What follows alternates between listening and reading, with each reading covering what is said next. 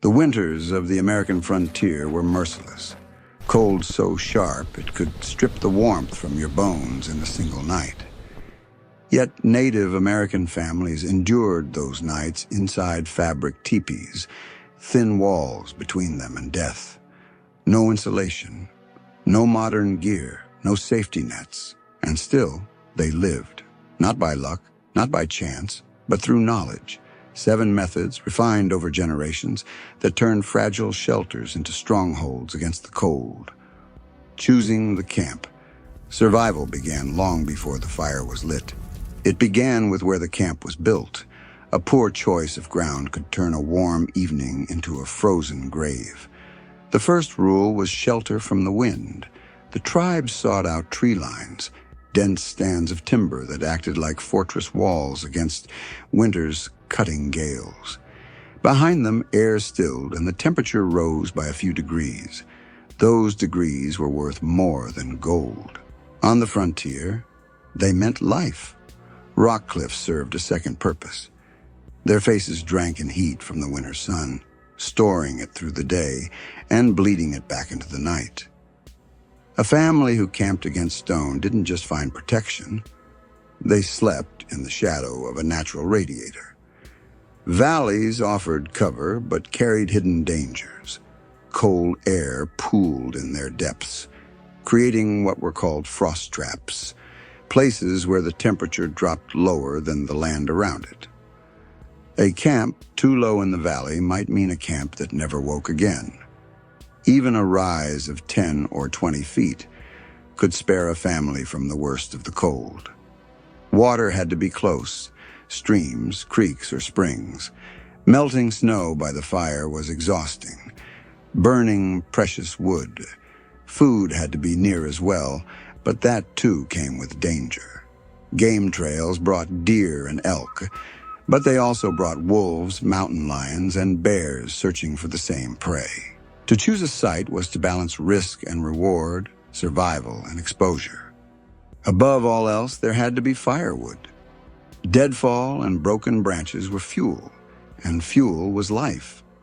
A camp without enough wood was a camp already doomed.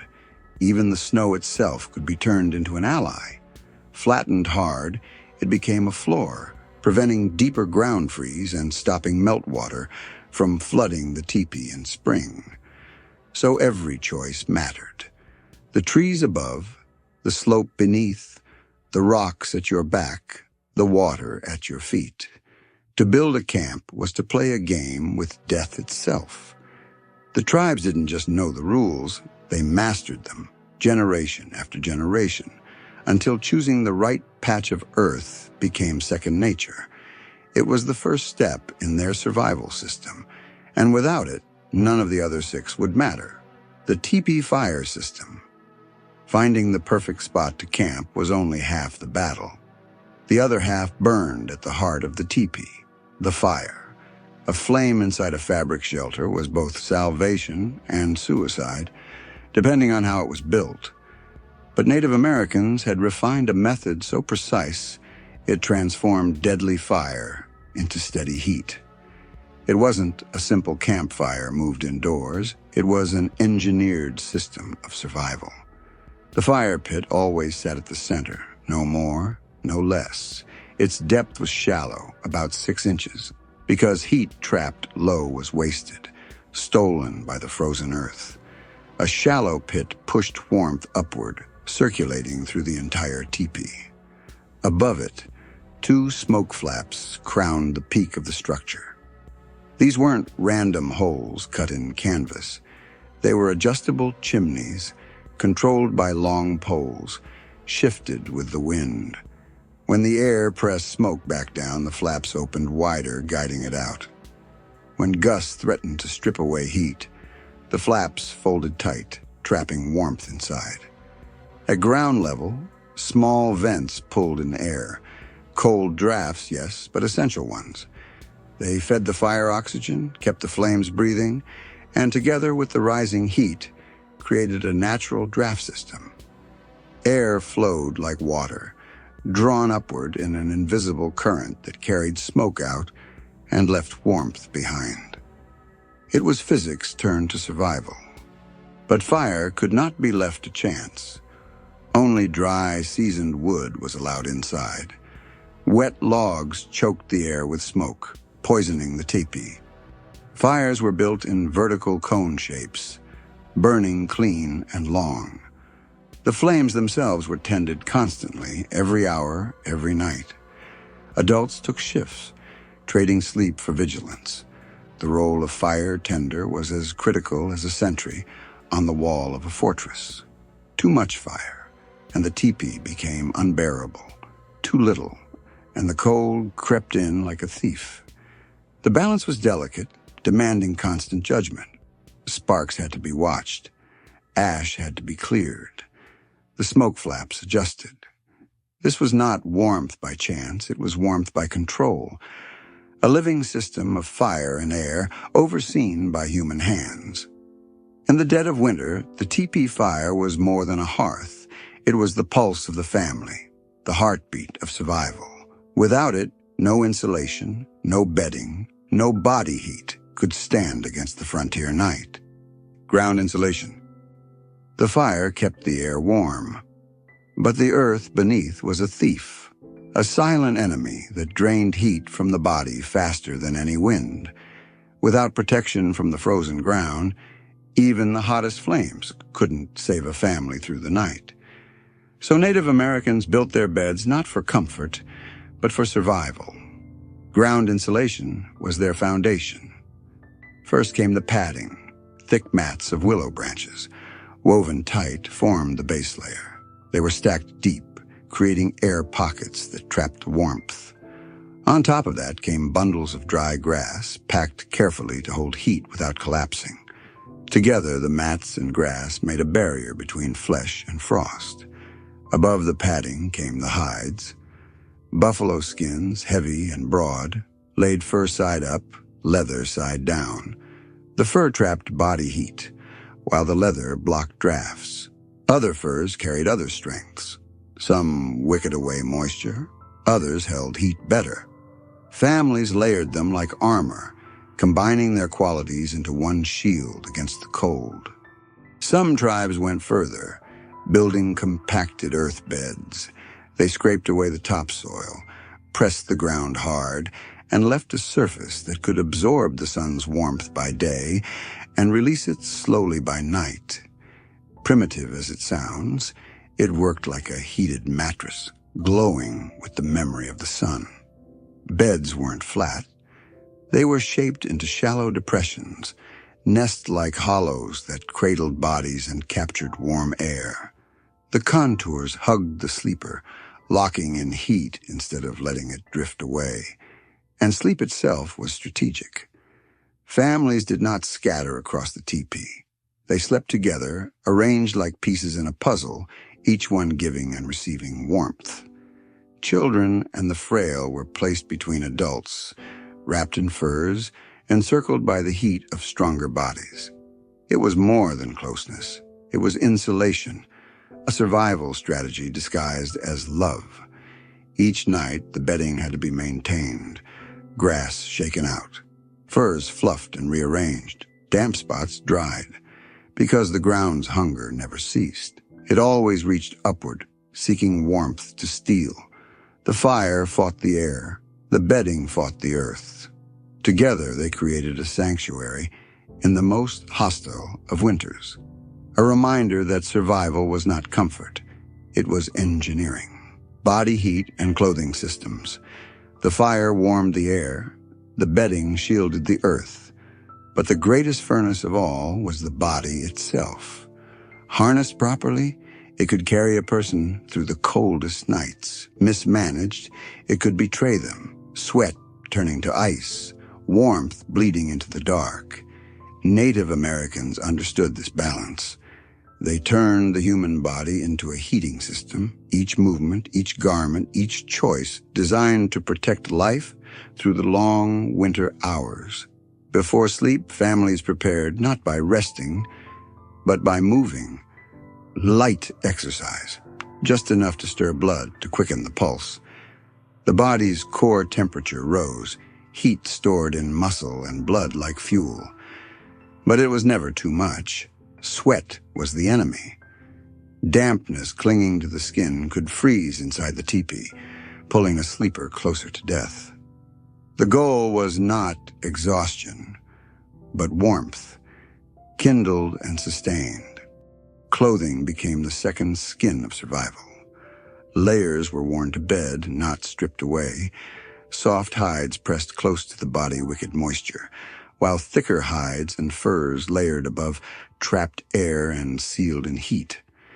The outermost layers formed a barrier against drafts. 3 layers were common. 4 or 5 meant security. It wasn't fashion. It was armor. Special care was given to the extremities. Fingers and toes, quick to lose heat, were wrapped in skins or tucked close to warmer parts of the body. Hands pressed into armpits, feet drawn up and bundled together beneath furs. Nothing was left exposed. Even positioning mattered. Adults curled around children, forming a shield of flesh and fur. Body heat pooled and shared, one family member keeping another alive. What might look like a simple embrace was, in truth, survival strategy. Through the day, sweat had to be controlled. Hard work was measured, clothing shifted, breaks taken. Because the heat lost to damp clothes couldn't be regained by any fire. A single mistake in the sunlight could mean a frozen night to come. In their wisdom, the tribes learned a truth often forgotten today. The human body was the first and last defense against the cold. Managed well, it was a furnace. Managed poorly, it was a tomb. Natural skin protection. Buffalo tallow was the gold standard. Rendered thick, it coated the skin in a waterproof layer, sealing warmth against the body. The fat formed a second skin, flexible yet firm, holding a thin layer of air close, air warmed by the body and trapped against the bite of the wind. Bear fat offered even more endurance, heavy and slow to wear away. Deer fat was gentler, suitable for children. Bird fat spread thinner, used on delicate places like around the eyes. Each fat carried its own strength, and families knew which to choose, when, and how. Ash from the fire was added next. Mixed with fat, it created a paste. The carbon particles clung to skin, absorbing heat and holding it. The mixture turned the body itself into a kind of ember, glowing faintly warm even hours after the fire had burned low. Certain woods gave better ash.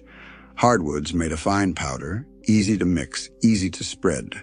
Smoothed onto the skin, the blend blocked wind and insulated heat. To outsiders, it might have looked like face paint, but it was more. It was survival, written across the flesh. Pulse points were given special attention. Wrists, ankles, the throat. Places where blood vessels ran close to the surface, where heat escaped fastest. Fat-soaked leather wraps were tied snug, locking warmth at the body's core. They were the difference between waking in the morning or never waking again. Care for children and elders. The strongest adults could endure the cold with fire, bedding, and fat. But families were not made only of the strong. Children, their bodies small and fragile. Elders, their blood slow and thin. These were the ones winter hunted first. Protecting them meant more than kindness. It meant protecting the heart of the tribe. Inside the teepee, space was not random. It was deliberate, mapped with the same care as a battlefield. The youngest and the oldest were placed at the very center, closest to the fire, where the heat spread most evenly. Around them, adults formed a wall of flesh and fur, directing their own body warmth inward. A circle of life, built against the cold. Layering was doubled, sometimes tripled. Where an adult might sleep with 2 or 3 furs, a child was wrapped in 4, 5, even 6. Elders wore the same. Soft hides closest to the skin, thick buffalo robes above. The goal was not comfort, but insulation, wrapping them until only their eyes showed above the folds. Heat stones added another line of defense. Pulled from the fire, carefully wrapped in hide, they were tucked near feet, backs, and bellies. Primitive hot water bottles, radiating steady warmth through the long night. A child's frozen toes could be brought back with the careful press of one of these stones. But warmth alone was not enough. Adults stayed awake, taking turns to watch. They checked breathing. They looked for the pale skin of frostbite. They pressed hands to cheeks, to arms, to make sure warmth was still flowing. Sleep was sacrificed, because a single missed sign could mean a life lost before dawn. Food and drink were timed like medicine. Hot meals were given before bed, warm liquids pressed into hands. A bellyful of heat could carry the body through hours of darkness. To protect the vulnerable demanded effort. It demanded resources. But families understood this truth. A camp that failed its children or abandoned its elders was already doomed. For survival was not measured in the strong alone. It was measured in the care given to the weak. And so, in every storm, in every frozen night, the youngest and the oldest were shielded by all the tribe's knowledge, all their sacrifice, all their love. Survival was not solitary. It was shared. Predator defense. Winter was not just a battle against the cold. It was a battle against hunger, both human and animal. As food grew scarce, predators grew bold. Wolves prowled the edges of camp. Mountain lions stalked from the trees. Bears, half-starved and desperate, followed the scent of meat and smoke. For a family huddled in a teepee, the cold was not their only enemy. The first line of defense was alive: dogs. Loyal, tireless, trained from puphood to sense danger. They knew the difference between a deer in the brush and a predator on the hunt. A certain bark meant wolves. Another meant bear. Their growls, their posture, their very silence spoke volumes to the families who listened. Dogs were more than companions. They were guardians, four-legged alarms, teeth bared and eyes sharp, ready to fight if the time came. But even with dogs, humans prepared. Weapons were never buried under piles of blankets or hidden out of reach. Spears leaned against walls. Bows rested near sleeping mats. Knives lay within arm's length. In the black of night, there was no time to fumble. When danger came, every second mattered. The camp itself was chosen with predators in mind. Families avoided known hunting grounds, yet always remained aware that hunger drove animals farther than instinct might predict. Snow mounds were built around the perimeter, not for beauty, but for tactics. They funneled predators, forcing them into narrow paths where dogs and humans alike could respond with speed. Every family member had a role. Adults knew where to stand, which weapon to grab. Older children learned to help, to fetch arrows or keep the fire burning bright, for flame itself was a deterrent. These drills were not theory. They were practiced, lived, repeated through generations, forged in the memory of real encounters. Because winter was merciless, and so were the predators that shared it. To survive meant watching not only the skies or the ground, but the eyes that glowed in the tree line, waiting. The tribes lived by a simple truth. The cold could freeze you, but the wild could eat you. Both dangers hunted the teepee at night, and both were survived only by vigilance. The tribes of the plains endured winters that would kill the unprepared in hours. Their wisdom turned fire, hides, fat, and even snow into weapons of survival. Every night in the teepee was a battle against the cold, against predators, against despair. And yet they lived, not through luck, but through knowledge. If you found this story of survival powerful, remember to like, share, and subscribe. Here on Echoes Across the Frontier, we bring the past to life. Stories of grit, ingenuity, and the human will to endure. Until next time, stay resilient and stay prepared.